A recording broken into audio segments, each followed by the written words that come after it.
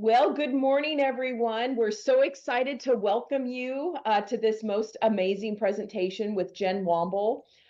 Many of you have met her, and maybe some of you have not, but we would love for you to just, if you have a question, to either raise your hand or you can write your questions in the Q&A box. But let me tell you, this lady knows her stuff. She was part of our Innovation Summit that we hosted in May of last spring in partnership with Tallahassee State College and the Greater Tallahassee Chamber. I want to thank Corey Melton and I want to thank Katie for her amazing work in helping lead this with us. My name is Angela Long. I'm the Chief Engagement Officer here at Tallahassee State College. And let me tell you, this has been a ride. In the last year and a half that we had these conversations with all of you in the chamber, it has just blown up in a really good way.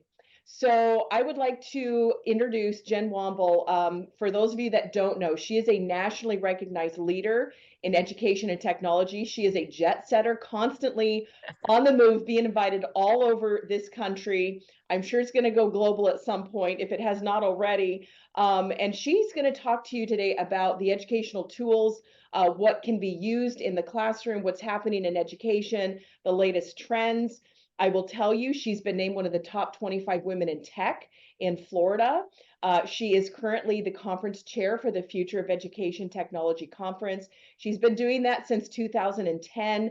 She's also a certified teacher, elementary school teacher, correct, Jen? Yep, high school, High yeah. school, and spent 17 years nationally board certified. She is not only the top of her game, but she's one of the best speakers that I have personally heard from. And she's also known as one of the top 25 women you should get to know. So if you don't know her, you need to get to know her. So without further ado, Jen, welcome. We're excited to hear from you. Thank you so much, Angela, and thank you to the Chamber, and thank you to Tallahassee State College. You are right. This has been a wild ride over the past couple of years. Since generative AI has really come out strong and impacted the education ecosystem, we have had a lot to talk about. So I just want to thank you and your team. It's been exciting to kind of share these presentations that we did in the early summer to a larger group. And we probably would have even updated the titles and names by now because so much is evolving. But I want to start with just saying there has never been a better time to be in the field of education. There is so much happening. There's a lot of excitement.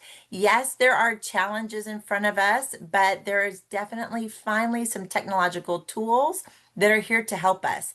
So I am here today to talk about the fascinating and ever evolving world of artificial intelligence in education.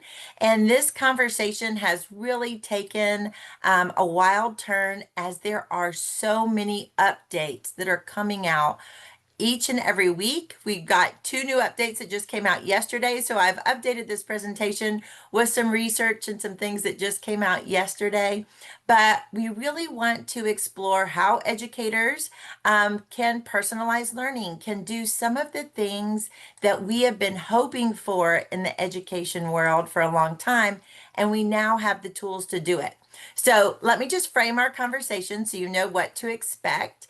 I want to make sure that we explore what generative AI is in education.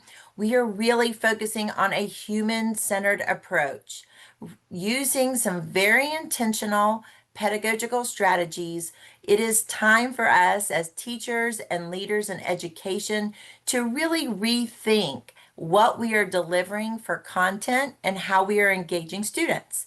So today I'm going to also reveal some of the current data on workforce implications and why this AI shift is an imperative. We're going to look at some usage rates and how we see students shifting their use of AI and teachers. This is really interesting and just got some fresh updated information this week to share with you. I definitely want to present some of the challenges and opportunities that AI has. This is a time for us to foster and amplify student performance, their human capabilities. This is an opportunity for us to build on creativity and critical thinking, problem solving that we know they need out in the workforce. So these are some interesting times to integrate content with artificial intelligence. So we're also going to explore how AI can assist and augment knowledge in the processes that teachers are using in the classroom. We really want to empower our district leaders and our teacher leaders with agency. And what does that mean to give teachers agency over AI and what they're developing in the modern classroom? And then finally discuss some of the issues that are just the beginning of the conversation for us. This is just the beginning of what do educational leaders and teachers need to tackle, have these community conversations in order to redesign education for this modern world. So first, I want to introduce you to a young lady that I met this summer, Crystal Yang. I was really fortunate to talk to her, and she was a high school student last year, and she happened to win the Intel AI Global Impact Award. And I asked her, I said, what did you do? What was your inspiration? So this young lady every morning, probably like many of us, would wake up and play Wordle with her friends, and they would race to see who could get to the word the fastest. Her only problem was one of her friends was blind and couldn't play along with everybody else. She didn't have the ability to see what was happening on the app. So she took it upon herself to do some research through deep research with generative AI, and she created a project. She had not been a coding student, but she used vibe coding, and she created a game that her friends could play that was inclusive. So then everybody could play Wordle, even her blind friends. So she has created her own little company called Audemy, and you can find it online and on LinkedIn. And she is now creating the largest educational games for blind students. So I think that Crystal really symbolizes what our hope for integrating AI is for students, that they are problem solvers, that they're inclusive, that they are given some skills, and then they're given agency to go and solve problems. The other thing I want you to consider is that this is something we think about a lot is the why before the AI. So, what is the human connection? What is the problem we're trying to solve? And then how can we best use AI tools to do that? So I'm really excited to see students like that making a difference in the world. So just real as a quick overview, hopefully by now you've had an introduction to generative AI. I love the description that Chris Dede from Harvard uses in describing it as moonlight. It is the reflection of all compiled human intelligence in a nice, neat little packed form where we can talk to it and we can ask it questions and it can reflect back to us all of human knowledge. It is not actually thinking yet. That would be agentic AI, and we're on the way to developing that. But right now, we want to think about this generative AI tool as a powerful way to get information and to brainstorm and to interact with information. So just like the Stoics did in ancient Greece, we're able to ask questions to an expert of knowledge and get feedback. So even though it's a very complicated computer science idea and a formula, it's actually translating languages for us and translating information for us so that we can collect and respond to data in a new and different way. So why this is so important in education is that like other technologies that our societies have adopted that we consider foundational, which means they are integrated into every aspect of our life, like electricity or running water or having a telephone in your home. Many of those things we've experienced throughout history took, you can see 50, 60, and more years to get into every home. More recently, the internet. But when we look at generative AI, it is being adopted so fast that as of this year, just ChatGPT, just one of the many generative AI tools, already has 800 million weekly active users. So this is amazing. This is something that we understand is evasive almost. It's in every corner of our lives, from our Netflix selections to talking to Siri on our phone. We can see the use of AI in a lot of our daily lives. It's also impacted our vocabulary in our culture. There's a lot of new words that we're using. I just mentioned vibe coding.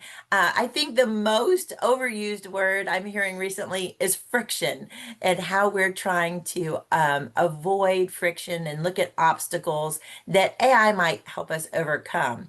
But this is all just to lead to us to looking for ways of finding out more information that educators can use. So lots in the education community are following Ethan Mullock and the work and research that he's doing. It really hit the market with his book Co-Intelligence.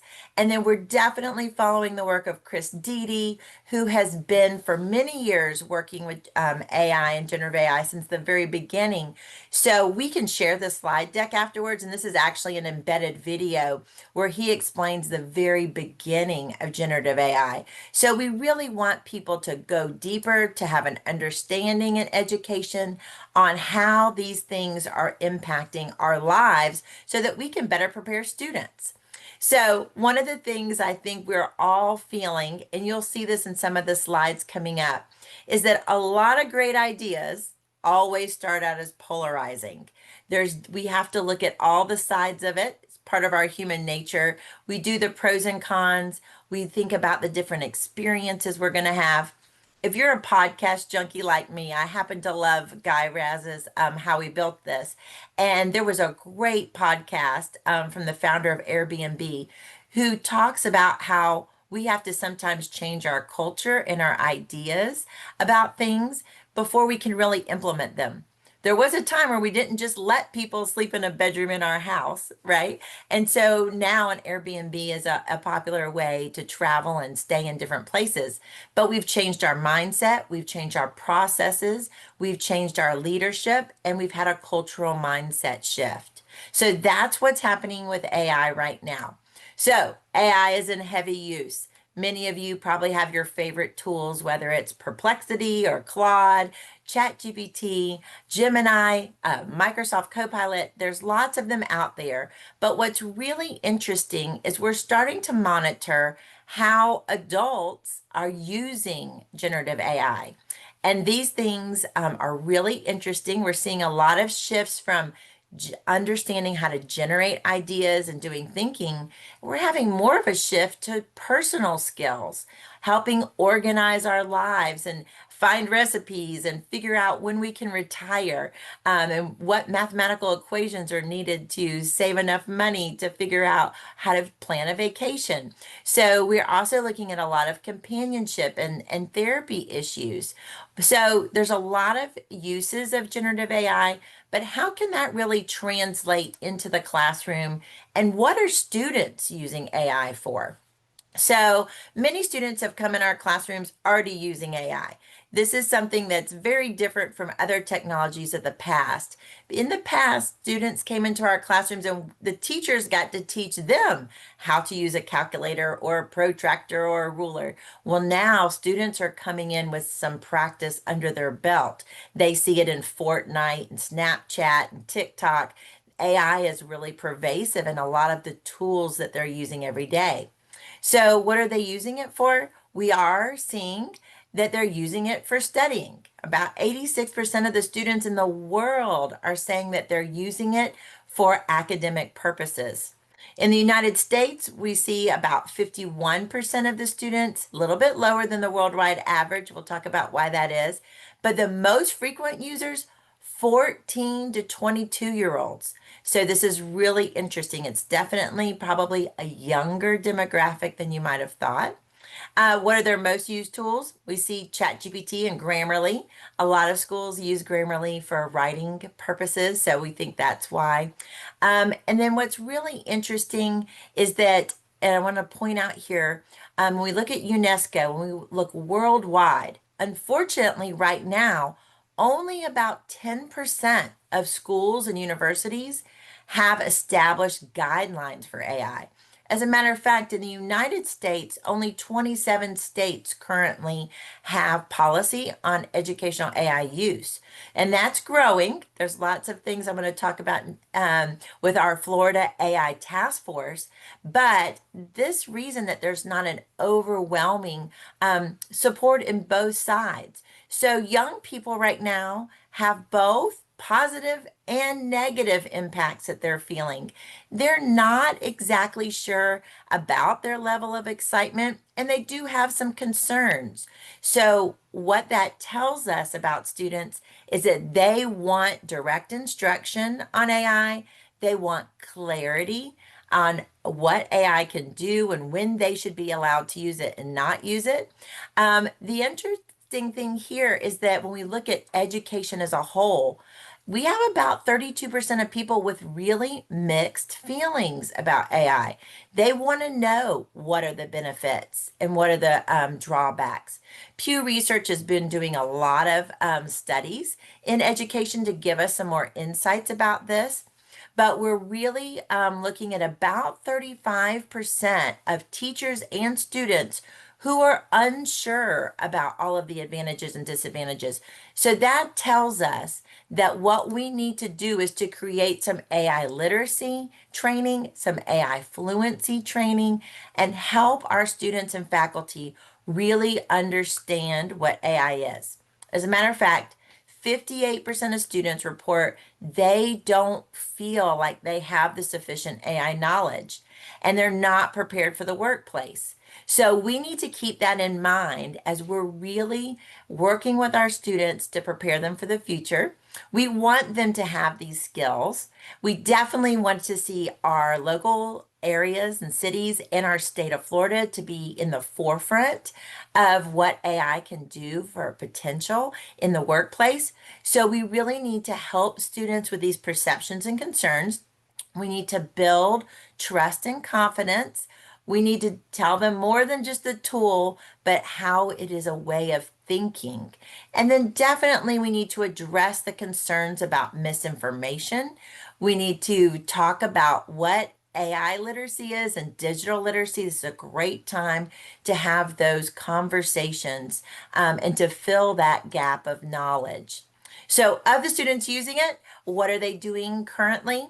Well, what the research is showing us is that students are gathering information. So we know about products like Google's Deep Research and other tools where students are going out and gathering information. They're doing a lot of brainstorming. They're trying to get ideas and think about things in new and different ways. We know they're making pictures, creating sounds and music, and creating code. And what's really interesting from this list is you can already see the multiplicity of activities that can happen from using AI. So as a teacher, that helps me think there's a lot of different ways I can integrate these activities into my classwork and help students really leverage AI to improve teaching and learning. So some of them are already showing up to your class with that. Some of them may be coming in wearing AI glasses and really using these glasses. They have a speaker embedded. You can talk to this particular pair is OpenAI. This is a company, Lucid, in Florida. So we're happy and really proud. There's also partnerships with Meta and Ray-Ban, and they are using those to sometimes record lectures and then also to practice speeches, to give presentations, to get feedback. They're also using that to collect data. We'll also see students using Applaud. So Applaud is a tool, a little bit under $200. They can record lessons and lectures. And what that can do then is students can use those recordings. They can use AI as a tool to get summaries and main ideas, and then to create practice test questions.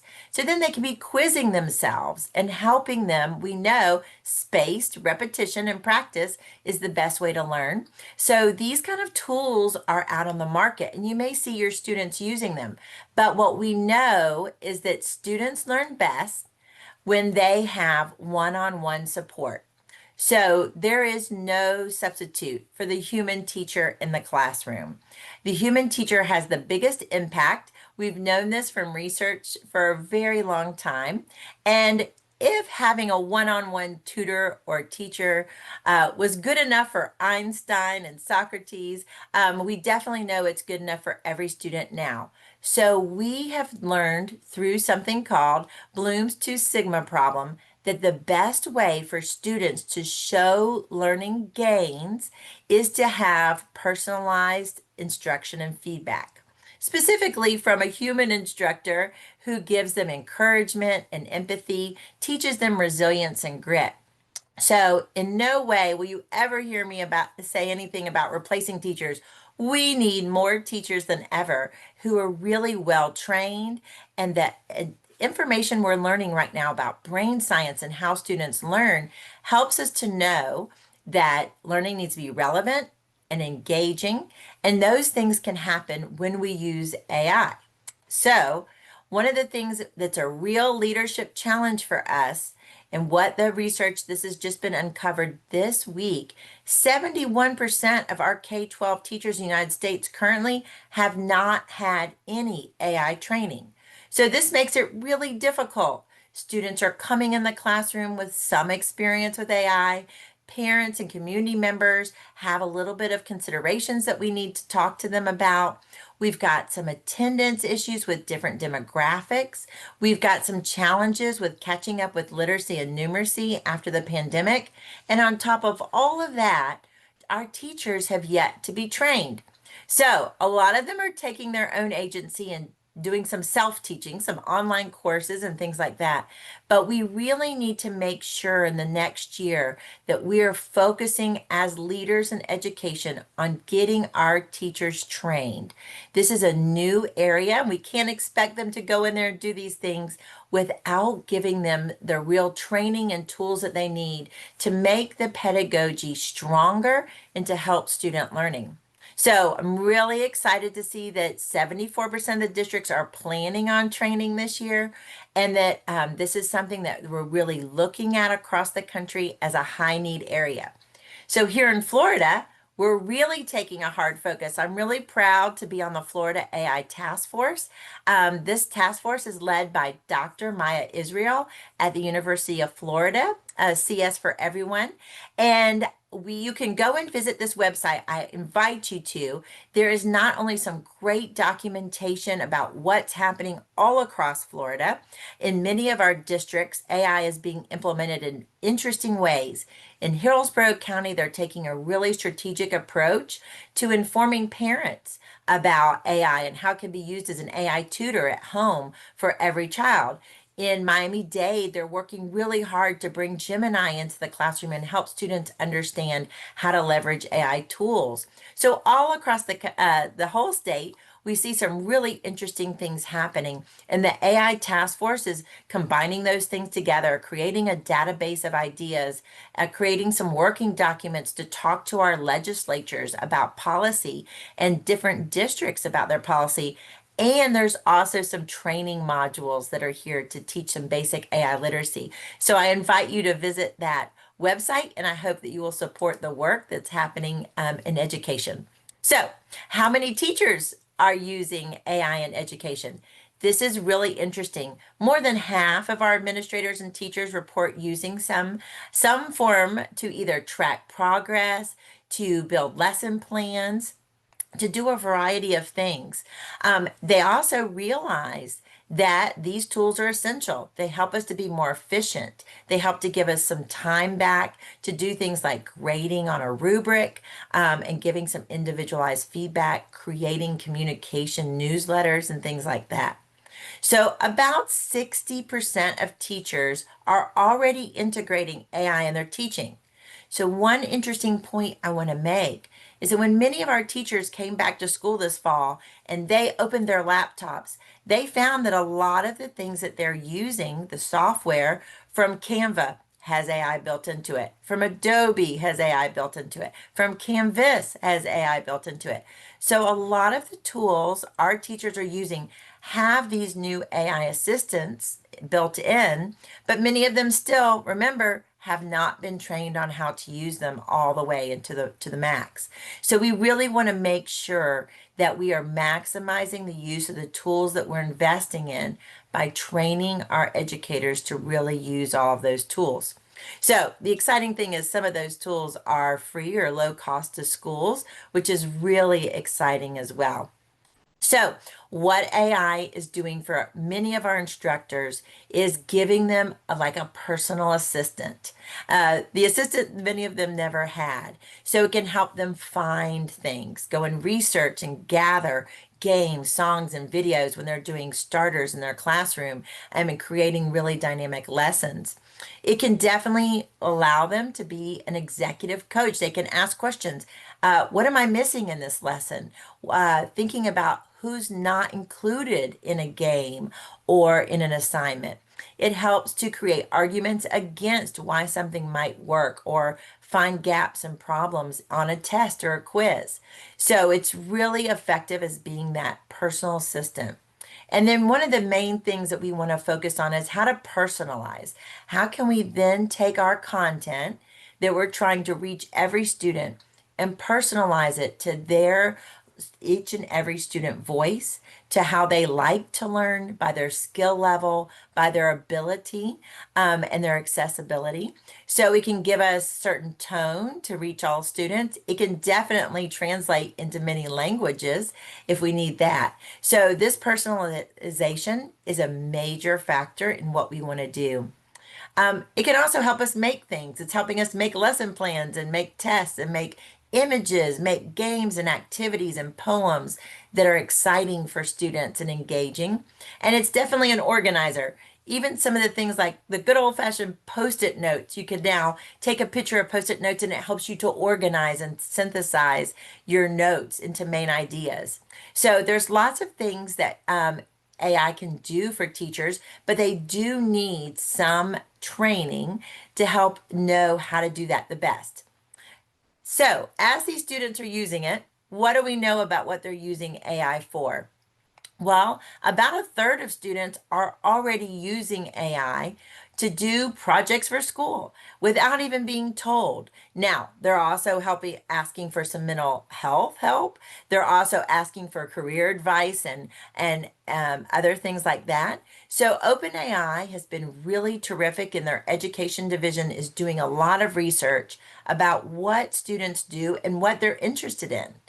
Microsoft is also giving us some great feedback on what students are doing and what the use cases are. What's really interesting is what many of the students report is they're asking for directions on how to do assignments and getting some clarity, which is almost impossible for a teacher to answer that question 35 times, right? They're also getting help brainstorming assignments and getting started, building background knowledge for those who might not have had some of those same experiences, and definitely doing summarization and getting to the main points. So really interesting as we're starting to look at what they're doing with it. So why does this matter? We want to connect this to our community, and I thank the Tallahassee Chamber for including us in their work and what's happening in education, and seeing the growing connection between what's happening in our workforce and in our classrooms. So what we do see is that when we look at the occupations of the future, just by 2030, we see that those occupations that are having repetitive tasks and those where we can train an AI agent to do things that can be automated, those jobs are declining. But the jobs that can be done with reasoning, the ones that need analysis, the ones that require flexibility and resilience, that judgment and agility, those jobs are increasing. So we want to make sure that when we're helping our students build skills for the future, we are really focusing on creating curious students who are adaptable and flexible and have the creative and critical thinking skills to be successful no matter what occupation they go into. But we do know that it's human first, that analytical thinking is really important, The human skills of resilience and flexibility and agility, those are the things that are really important that we need to make sure in our classroom we're building these durable skills into our classrooms as part of our assignments. And that's what AI can help us do. And how do we know that? We see some major shifts in the job market right now. We can tell that there's a 6 times increase in the number of people who are putting AI literacy in as one of their skills. We also know that the jobs that people are looking for are requiring AI skills. And what's really interesting to me here is that leaders who are hiring won't hire people without having AI literacy. So we need to make sure that these AI skills that are on the rise, that we're preparing our students for the future. But most importantly, what is the most important skill that we can be teaching students right now is learning how to learn, because we're not sure what skills they might need in the future. We're not sure what jobs might be in the future. When I was in high school, nobody was talking about becoming a search engine optimizer. We didn't even know what that was going to be, or a genetic scientist. We didn't know, but we did know it was important to learn how to learn. So this is something that we need to really focus our teachers and our pedagogy on, is focusing on helping students be curious, be critical thinkers, be skeptical of the things that they get from AI and other places and learn how to question those things, and also to be literate. And so, what that means many times is to learn something new and to relearn. So, as we're adopting this mindset and a real shift, what we need to think about as teachers is we didn't teach teachers to teach how to teach students to learn. We taught them specific content. So, again, that professional development for teachers is important. And also, we need to look around the world to our counterparts in schools around the world. There are some cultural differences. We have seen that Israel has already given an AI tutor for every student. We have seen all the students in Estonia have been given ChatGPT. We know in Beijing that every student, elementary to high school, has 6 hours of required AI education. And then Dubai and UAE is the first country to make AI a mandatory subject for every student. So that is having an impact on the cultural differences that we see in our classrooms. So it's important for teachers to know. Right now, we see that Chinese students are really excited about learning about AI, whereas in the United States, we're still a little bit apprehensive. And this is really important because we need our teachers to understand how AI works, be more confident with the tools so that they can help students be more competent as well. So, really important. We know that 71% of teachers agree that AI should be used in schools and that eventually in the workplace. And we know that 80% of teachers know that it can be helpful for teaching and learning. But right now, we're just a little bit apprehensive, and we need to improve that by giving some training. So, luckily, the White House and the Department of Education has created the AI Presidential Challenge. They have also put forth some grants to help with this training that you'll hear from all over the country. Many companies are coming and helping with the training, and we hope that that's going to help teachers learn better how they can leverage generative AI in the classroom. So, what are instructors doing right now? They're creating rubrics with AI. They're getting grading feedback with AI. They're getting help with tools that are helping them create their syllabus and their course outlines. They're helping to write emails to parents and their community members. One of the things I think is really interesting is lots of our district leaders are role modeling how to use AI in some interesting ways. I met one principal last week in California, and instead of having faculty meetings every other week, she uses Notebook LM to turn them into podcasts, gives the teachers their time back, and then asks them to listen to it while they're riding their bike or walking or having some time outside. So combining wellness with also learning about what they need to know for the school day in a new and different way. So we have to redesign what we think it looks like to get information in different ways. So students are also using generative AI in some really interesting ways. They're getting it as a speech coach. Many students report being nervous to give presentations in class, but they can give it to ChatGPT and it could give them some feedback and be their coach.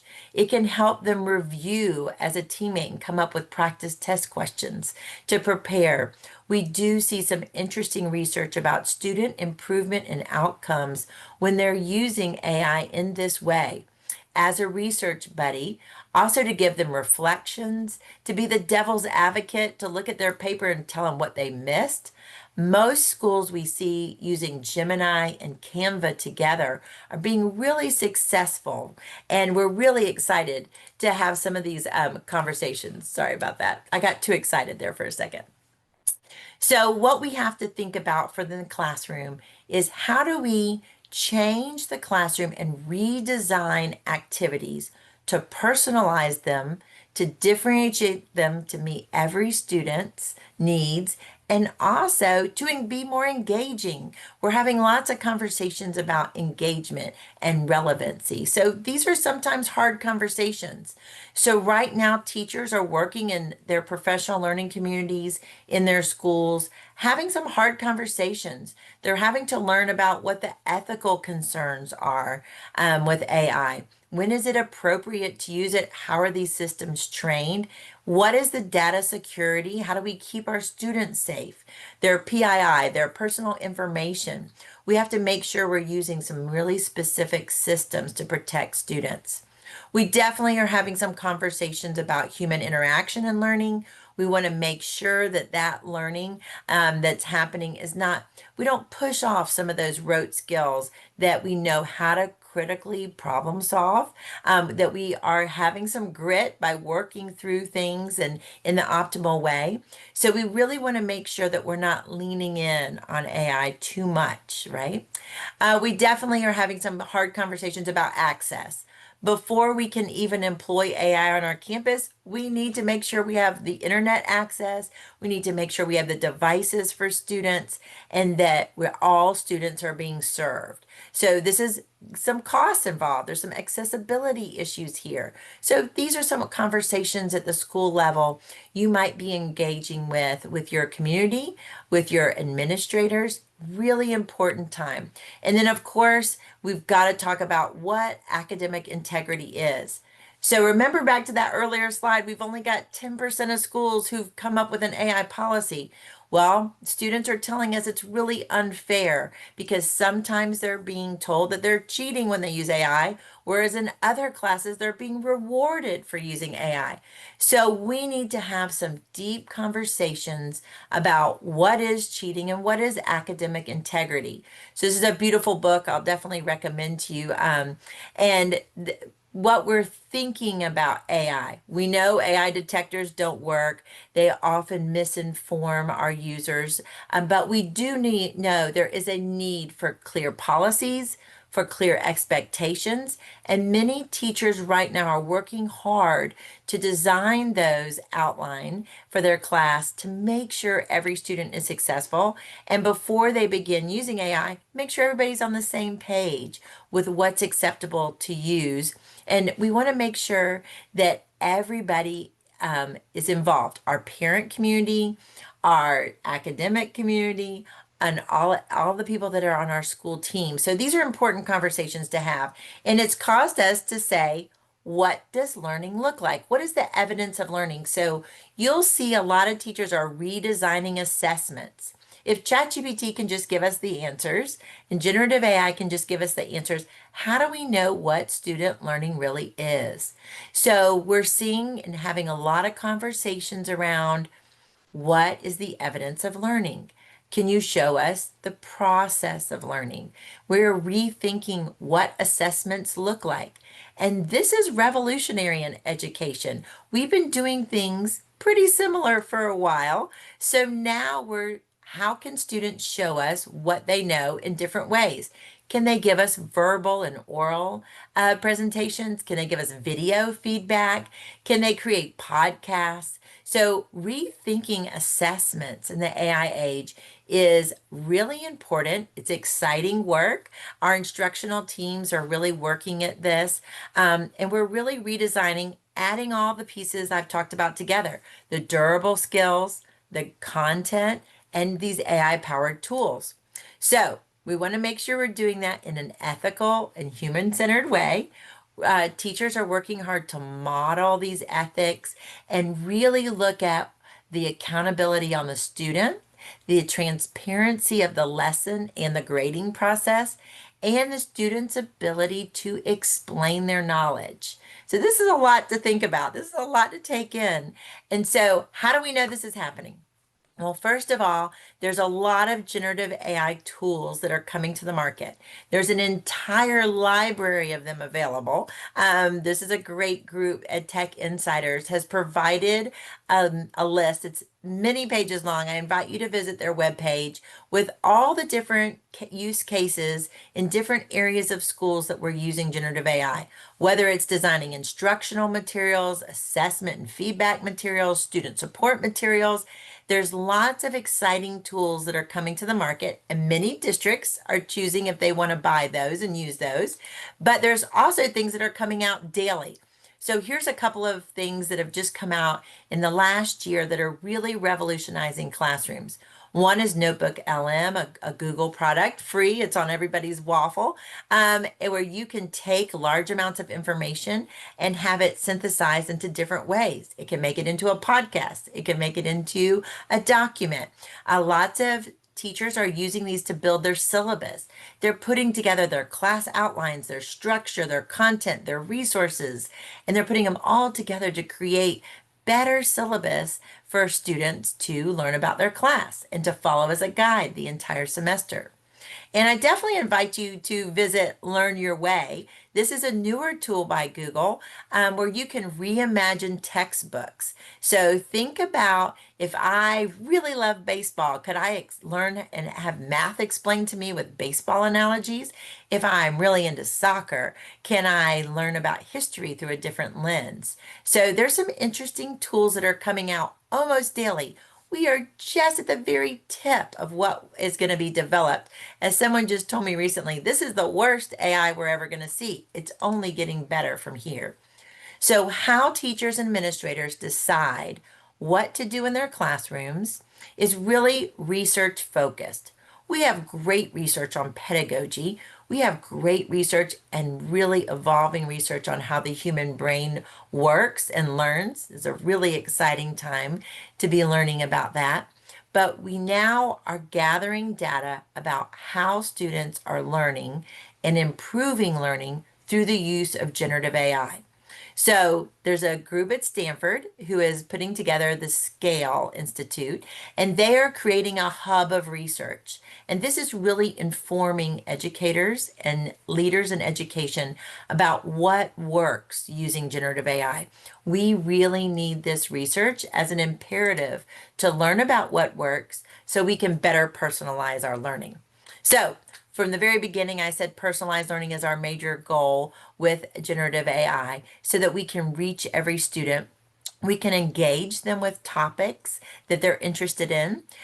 We are seeing two paths really emerge right now. This may not be the only one, but we're seeing some schools where teachers are using generative AI as and their agent to design better class experiences, use AI to do feedback analysis, to get data on what students are doing in the class, make better decisions about building groups and activities. Then we're also seeing some schools that are using facilitated systems, like we're hearing about 2-hour learning or Student, which is AI-driven one-on-one competency-based software where students can interact and learn on the computer with these types of programs. So there's a lots of different ways that this is happening. And there's lots of different tools. I mentioned that whole library, but we know schools are using Brisk Learning and CurryPod and Dift and Magic School and School AI and Snorkel and many more of these tools to help engage and improve personalized learning. But what's the most powerful piece is that teachers are now able to use some of the research that's come out by Microsoft this year about how to build an AI team. So we talked about AI being the assistant for the teacher. So this is a real mind shift that we can use AI and agents, building a team of agents to do things for us and help us and support us. So I love the research that they started out with. 80% of the global workforce says that they don't have enough time. Well, I think we could all agree teachers and administrators certainly don't have enough time. So, how can we use agents in this new age of work to assist teachers? So, teachers can build things called gems in Gemini, and they can build chat GPTs and different GPTs to do different acts and things that they need done. So, grade these papers, survey these parents. Creating agents is going to really help the workflow. It's going to help us to solve problems in the classroom. It's going to help us to fill the gaps where we don't have support. And this is the movement that we're seeing happen next, where teachers are building AI teammates to improve their workflow. So we've talked about GPTs, we've talked about GEMs, and these tools, we're just now getting teachers to experiment with these, play with them. What kinds of things do they need? Do they need tests built? Do they need grading done? Do they need projects to be better understood? So now, through many of these different tools, teachers are able to build AI agents to really help them and act as their assistants, right? These agents can then prototype and train. They can prepare documents and processes for our teachers in the classroom. So the three we're seeing used the most in schools are ChatGPT, Gemini, and Copilot. So a great example of that, I love this superintendent in Mississippi. He's been creating GPTs to do things in their district. If there is a cyber threat, he has a GPT that tells the whole district what to do next. What are the steps that need to happen to inform the community, to inform parents, go through each of the steps of their systems. So if we think about what all the different processes and that we have in a school district and we break them down, we could then have a much more effective process. So the same way companies across the country are starting to automate with AI, we can do some of that automation in education as well. We have to be really intentional about the design for our AI agents, what we're trying to teach students, how we can see that as a teammate and really help us to grow. So this is kind of advanced, but you can see here, this is why our teachers need training on how to build these AI agents. They also need to be able to combine them with the pedagogies that they know already work. Many of them are using project-based learning, design thinking, UDL. They're using these problem-based learning and other pedagogies in their classrooms now. But what they need to be able to do is to build that AI literacy and fluency into the processes they have in their classroom to help build this AI literacy for every student so that they can then be productive in the workforce. So we're getting a lot of different models from around the world. A lot of exciting things are happening in the world of how to use AI learning as a priority in the classroom. We know at the center of all of this conversation is that humans are really the most important ingredient. And what we're seeing in this work is as we're employing AI in the classroom, students are able to be more creative. They're able to see more relevant examples. They're able to get a deeper understanding of history and context. They're also really, it's important for them to understand computer science and the basics of how these systems are working and what the impacts could be on society. So the frameworks that are being built now to integrate AI in the classroom will be really important to helping these students be successful in the future workforce. So there is this is currently what you're seeing here is the AI Lit framework that's been developed by the European Commission and code.org. And this international community is really trying to put education at the forefront. We know education is a leading driver of all economies. So we need our students of today to really be prepared with AI skills so that they can be the workforce of the future. So we're making sure that these frameworks of learning are really in a process right now. It's all happening in your school districts and your schools. These conversations are being had with teachers and parents. We're just at the very beginning stages of what's possible, which is really exciting. But what we do need, and what I hope that we take away from this, is that teachers can use these tools to personalize learning, to differentiate, to meet the needs and improve student outcomes. But they really need the professional development and the training and the support to do this. So we are really at the beginning of this. It's a really exciting time, as I said from the beginning. I will definitely want to introduce all of you to FETC. So I happen to be the chair of FETC, which is the Future of Education Technology Conference. I invite you to join us in January. We are hosting an AI Summit and an AI Leadership Summit as part of our event. We're bringing together 450 technology companies to Florida, to Orlando. We believe Florida is the hub of innovation for the country, and we want educators and leaders from around the country to come and visit us. Join about 10,000 participants in getting the professional development that's needed to do this kind of work. And I definitely want to thank you. I know I went through a lot of information really quickly today. This is a lot to take away, and I hope we can share these slides with everyone. But I'm definitely open to answering questions. Feel free to follow me on LinkedIn and to get resources. I'm constantly sharing all of the research I find from around the country, stories of people who are integrating different types of learning around the country. And you can follow me there. And I'm also happy to answer questions individually. But this is, Angela, as I said from the very beginning, the most exciting time to be in education. And I thank you, and I hope that we see more flourishing in our own community with AI and with the future of learning. Jen, awesome job. Thank you so much. So, everyone, does anyone have a question or comment? If you have a question, you can go ahead and type it in, or you can raise your hand and we can call on you. But I will say you may not, if you can get to her conference, it will be worth your time. And again, I agree with you, Jen. I think we are the state and the region that's going to be the example to the country. We So, really are. And I'm yeah, happy to also share references of, there are some people out in this area. No one is really an expert right now on right. AI because it's That's right. evolving so quickly. But I'm also happy to refer people to some of those who are kind of leading the Okay. charge, leading the research. I think that's really important to keep our finger on the pulse. Awesome. Well, you're amazing and beautiful to boot. I hope you all have a wonderful day. We will be doing our next webinar series in January.